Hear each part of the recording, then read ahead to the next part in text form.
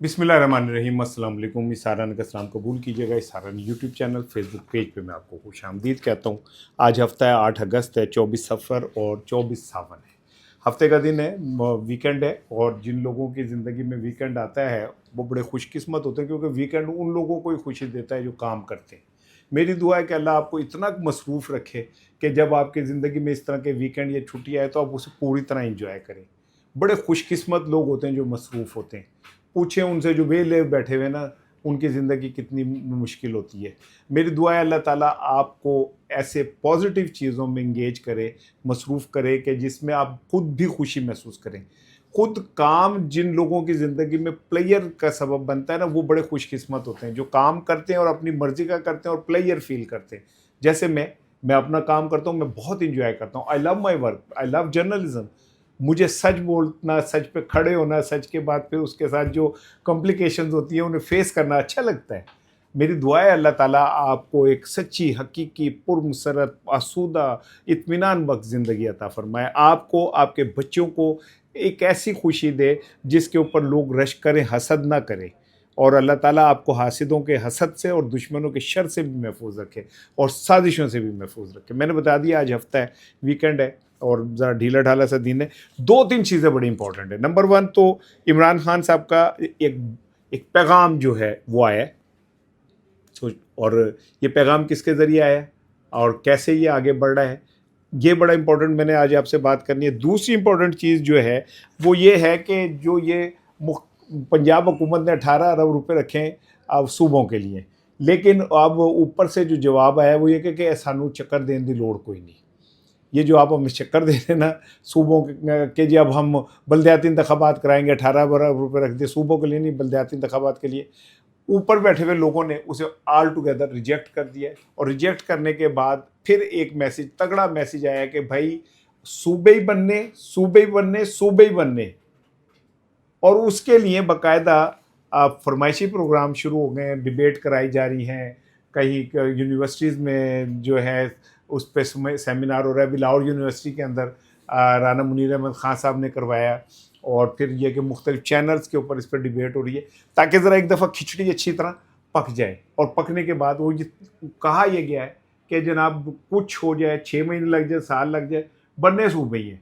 और 18 सूबे जो हैं वो बनने हैं। अब इसके अंदर और क्या चीज़ें हैं जो हो सकती हैं, मैंने उसके ऊपर बात करनी है। दूसरी चीज़ ये है कि जनाब अली, ईरान ने जो ये रद्द-ए-अमल दिया है, जो हमारा कल मुआहदा हुआ है, और उसमें उन्होंने कैटेगोरिकली कहा है कि जनाब अली जो भी मुआहदा हो, वो अगर ईरान सऊदी अरब पे हमला करेगा या उनसे जंग होगी तो ये मुआहदा उसके ऊपर शायद अप्लाई ना हो। अब ये उनका कहना है। ये है इब्राहिम रज़ाई मेंबर पार्लियामेंट हैं, ये उन्होंने कहा है।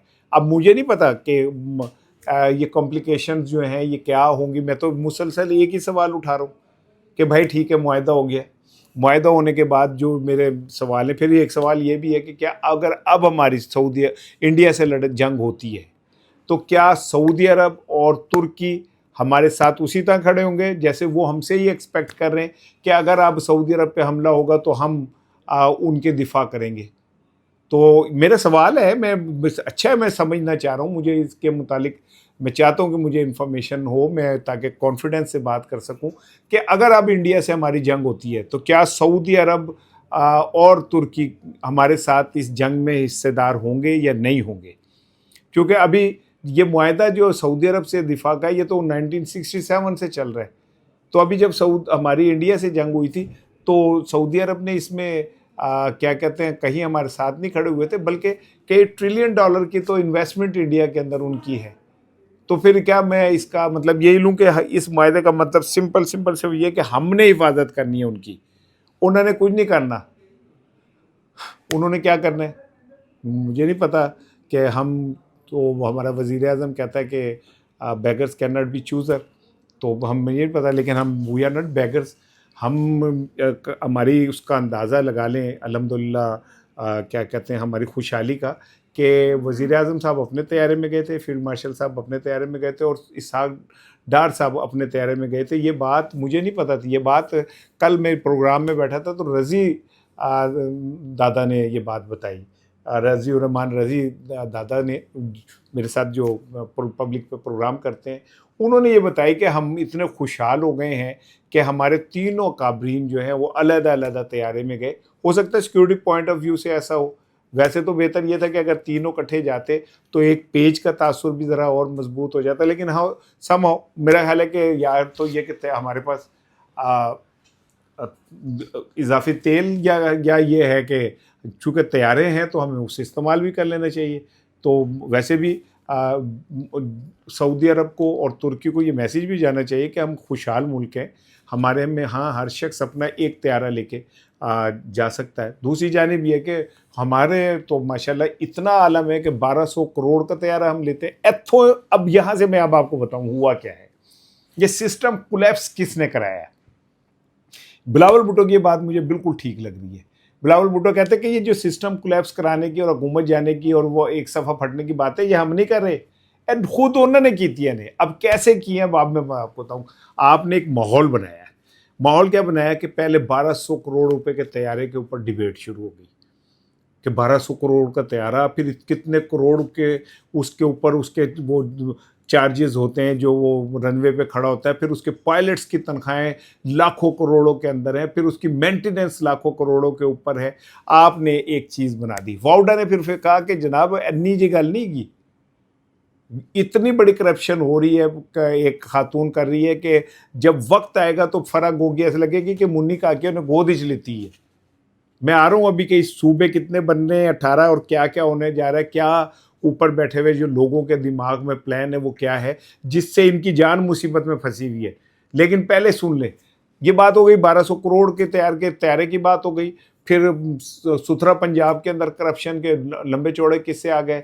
फिर फैसल वाउडा ने बताया कि पंजाब में तो काम इतना चुका गया कि आप सोच नहीं सकते। खातून ने इतने पैसे जमा कर लिए, इतने पैसे पता नहीं कितने जमा कर लेने, उनसे भी ज़्यादा कर लिए जिन्होंने ऑस्ट्रेलिया में जजीरा खरीदने की कोशिश की थी। मुझे नहीं पता, क्योंकि पाकिस्तान तो वंडी का वालों कुड़ियों वंडी दी शह लाई जाओ, जिसका दिल करता है जो मर्जी उठाए, जितना मर्जी लूटे चला जाए। क्योंकि आज तक लूटने पे पाकिस्तान में किसी को सजा नहीं हुई, आज तक कौमी खजाना लूटने पे और आइन तोड़ने पे किसी को सजा नहीं हुई। तो वह समझ ले, फिर कौमी खजाना हो आइन हो, ऐसे करके तोड़ने कोई फर्क ही नहीं पड़ रहा था। बादाम से नहीं टूटता, वो पार्लियामेंट तोड़ देते थे किसी दौर में। तो अच्छा, अब वो 1200 करोड़ की एक हो गई। साथ ही राना सनाउल्लाह साहब ने एक नई कहानी सुनाई। उन्होंने कहा 3,500 अरब रुपए जो हैं ये तो पीपल्स पार्टी ने चोरी किए। अब दूसरी एफआईआर का मतन सुन लिया ना कि 3,500 रुपए एक जमात जो सिंध की हुक्मरान है उसने बेनजीर इनकम सपोर्ट प्रोग्राम और पता नहीं किस किस मद में जीते। और फिर राना सनाउल्लाह ने कहा कि वो पैसे डंप कर दिए गए हैं दुबई में। अब यहाँ रुक जाएं, एक बड़ी काम की बात आपको बताता हूँ। आपको याद है अब से कुछ साल पहले या 8-9 माह पहले वज़ीर दाखिला ने एक जगह गुफ्तगू करते हुए कहा था कि 100 अरब डॉलर के करीब पैसे 4-5 सालों में, पिछले 10 सालों में दुबई गए। ओए होए सहाराना, कैसी बात यार तुझे याद आई है। याद करें कि उन्होंने कहा था राना सनाउल्लाह की बात, और वो बात अब ज़रा मिला के अपने एक साइड पे रख लें कि 350 अरब रुपए जो है पाकिस्तान से गए हैं बाहर। अच्छा, दूसरी तरफ करप्शन पंजाब की मैंने आपको बता दी। तीसरी तरफ जो चीज़ हुई वो ये कि इन सियासतदानों ने आपस में इतना माहौल ख़राब किया। एक पीपल्स पार्टी और नून लीग बच गए थे जेड़े आपस में अच्छे बहन भाइयों की तरह रहते थे, उन्होंने देश भी बंटवारा शुरू हो गया। वो जब बीच चौक में हांडी फूटी तो उनका तू तो चोर है सब तो बड़ा, और तू तो सारे पाकिस्तान का मैंडेट चोरी करके खा लिया। उन्होंने ये नहीं कहा कि हमने मैंडेट चोरी नहीं किया, उन्होंने कहा हाँ हमने किया है। तो तेरा अब्बा भी तो उससे तो मैंडेट तो सदर बने। अब ये तीसरी एफआईआर हो गई कि ये सिस्टम, ये जो पॉलिटिकल सिस्टम है फारिग हो गया। अच्छा, अब उसके बाद क्या होना शुरू हुआ कि जी एमक्यूएम ने एक रोला डाल दिया कि जनाब अली अगर हमारी बात ना मानी तो हम सड़कों पे आ जाएंगे। जमात इस्लामी सड़कों पे आ गई, कल उसने पाकिस्तान भर में जो है मुजाहरे करके वो कर दिए। दूसरी जानिब मौलाना फजलुर रहमान साहब मैदान में आ गए। अब ये सारी खिचड़ी जब पकी तो वैसा लगा कि ये सिस्टम तो फिजिबल ही नहीं रहा, इसमें तो जितने मर्जी 1,000 अरब रुपए को उठा के ले जाए कोई फ़र्क नहीं पड़ रहा था। और फिर अब क्या कहते हैं 3,000 अरब रुपए, 300 अरब रुपए का तो ऑडिटर जनरल ने कहा कि जी जो ये महकमे हैं इनके अंदर बेजाब्तगियाँ हैं।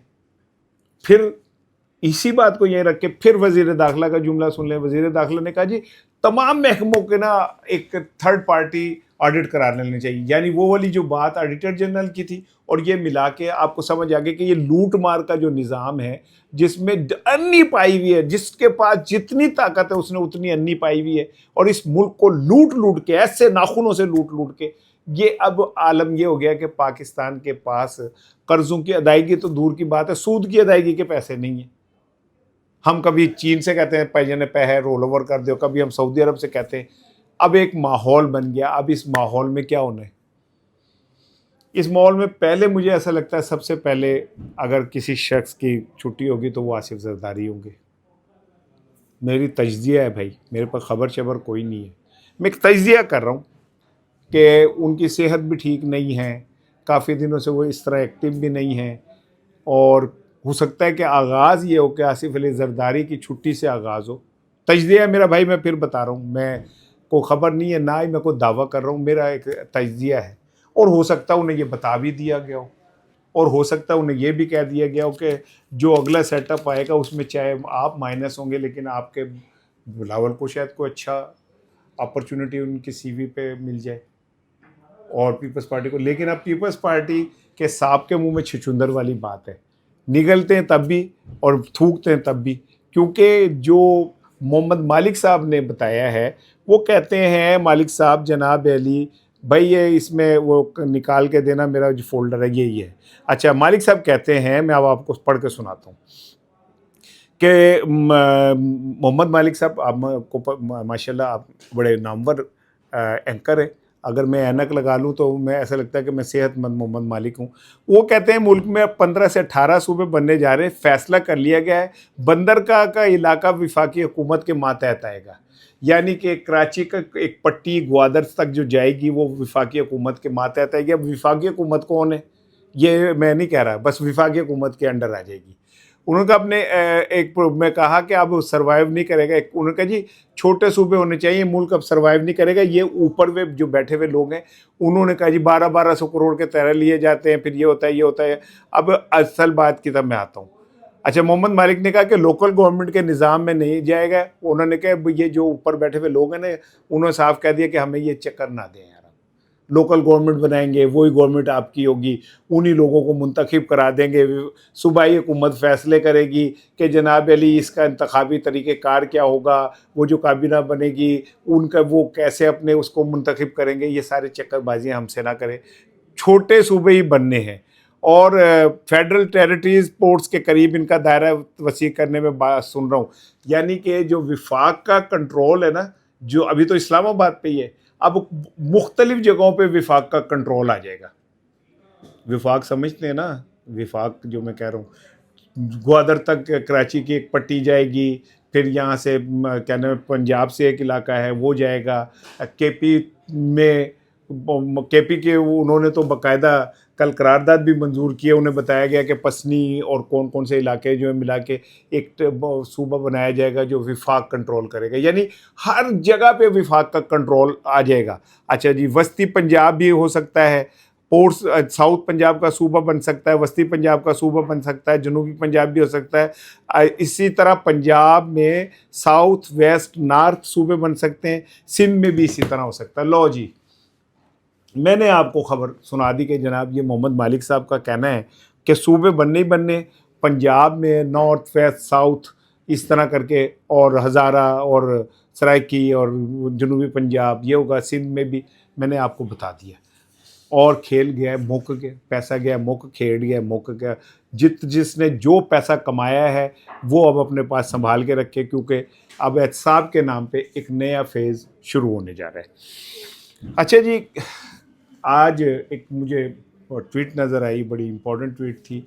उस ट्वीट में शाकिर अवान साहब की ट्वीट थी शायद, और ज़ईम लगारी के हवाले से थी, या दोनों में से किसी की थी, या दोनों की थी, या किसी एक दी सी। उन्होंने कहा कि जी इमरान खान साहब का पैगाम बुशरा बीबी के ज़रिए बाहर आया है। बुशरा बीबी ने ये पैगाम अपनी बेटी को दिया है। वो बेटी ने ये पैगाम जो है ये जाके दिया है इमरान खान की बहनों को कि इमरान खान कहते हैं कि मेरी हालत सेहत ठीक नहीं है, मेरा बीपी कंट्रोल नहीं हो रहा, मेरे हाथों का रेशा बढ़ रहा है, और खुदा का वास्ता है ये पीटीआई की लीडरशिप मेरी सेहत के हवाले से सियासत करने से बाज आ जाए।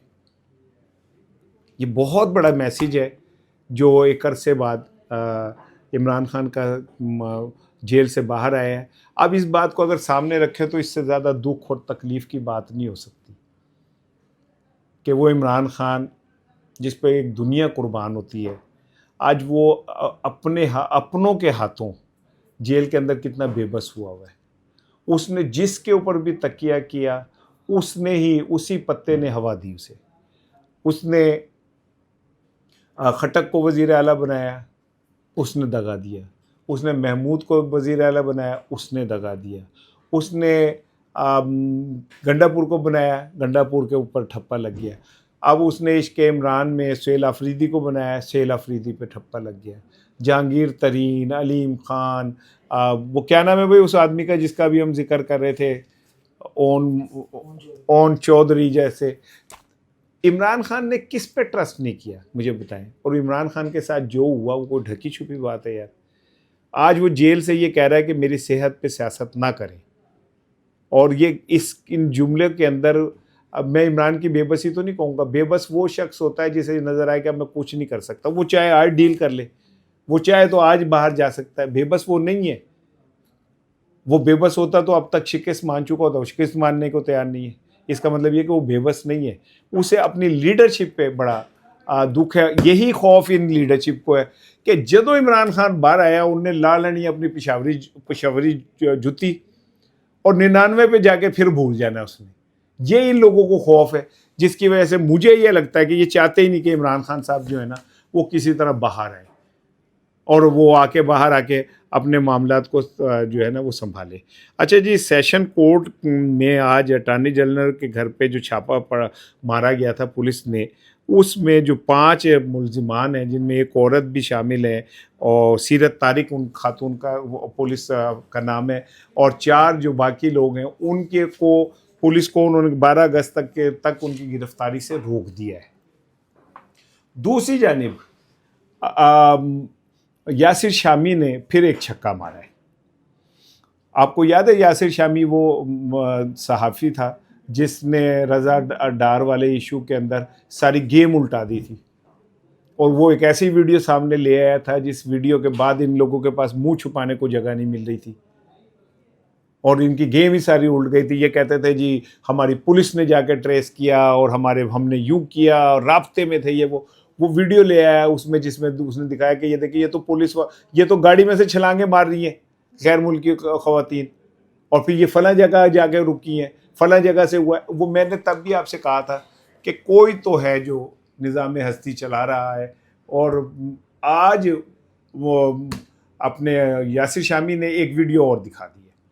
ये वीडियो भाई दिखाइएगा ज़रा लोगों को, जिसमें वो जो 2 ख़वातीन हैं जिनको कहा जाता है कि तशद्दुद करके पुलिस वालों ने मारा, उनकी गिरफ्तारी या उनकी मौत से चंद लम्हों पहले की ये वीडियो है जो आप देखें, और उसमें वो गुफ्तगू कर रही है, उनकी वीडियो बनाई जा रही है और वो खातून औरत कह रही है कि ये बंदा जड़ा वीडियो बना रहे ये भी हमारा हिस्सा है।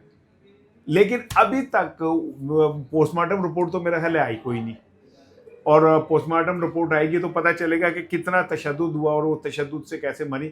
लेकिन पंजाब इस वक्त प्रैक्टिकली एक पुलिस स्टेट बन चुका है। वो बच्ची माजूर बच्ची जिसके साथ ज्यादती हुई, वहाँ पे 2 पुलिस वाले सिर्फ ये देखने के लिए बैठे हुए कि इनसे कौन कौन राब्ता करता है, और उन्हें डराने के लिए हर वेले जो बाहर निकलते ने सामने 2 बैठे होंगे ने, वो फिर नजर तरा निकलता, वो फिर जाके बैठ जाती है। पंजाब इस वक्त कंप्लीटली एक पुलिस स्टेट में बदल चुका है। अब मुझे नहीं पता कि ये FIR भी वो इनके खिलाफ जारी है। जो लोग कहते हैं ना निज़ाम नकारा हो गया, वो कहते हैं जी 1200 करोड़ का तैयारा, 3,000 अरब रुपए पाकिस्तान से बाहर दुबई जाना, 100 अरब डॉलर पाकिस्तान से बाहर जाना, फिर उसके बाद हज़ारों अरब रुपए का महकमों में घपले, फिर क्या नाम है वज़ीर दाखिला कहता है कि सबका थर्ड पार्टी करा ले, फिर लॉ एंड ऑर्डर की सिचुएशन केपी के अंदर जो है, बलूचिस्तान के अंदर जो है, ये सारा कुछ मिला के एक नतीजा ये निकाला गया कि ये सिस्टम जो है ना ये कोलैप्स कर गया है। लेकिन अब सवाल ये कि नया सिस्टम कौन सा होगा। मैं मुसलसल एक बात कह रहा हूँ कि जब तक दुनिया के किसी भी सिस्टम को ले आए, जब तक अवाम उसमें इन्वॉल्व नहीं होगी कोई सिस्टम नहीं चल सकता। और अवाम इन्वॉल्व करानी है तो पीटीआई, मेरे फूफी दे पुत्र नहीं है के, लेकिन पीटीआई को मैंडेट अवाम ने दिया है। जब तक आप उनको एतमाद में नहीं लेंगे, लूप में नहीं लेंगे, तब तक बात नहीं बनेगी। और इमरान खान जो अडयाला जेल में बैठा हुआ है, जब तक आप उसके साथ मामला सेट नहीं करेंगे, बात आगे नहीं बढ़ेगी। अस्सलाम वालेकुम।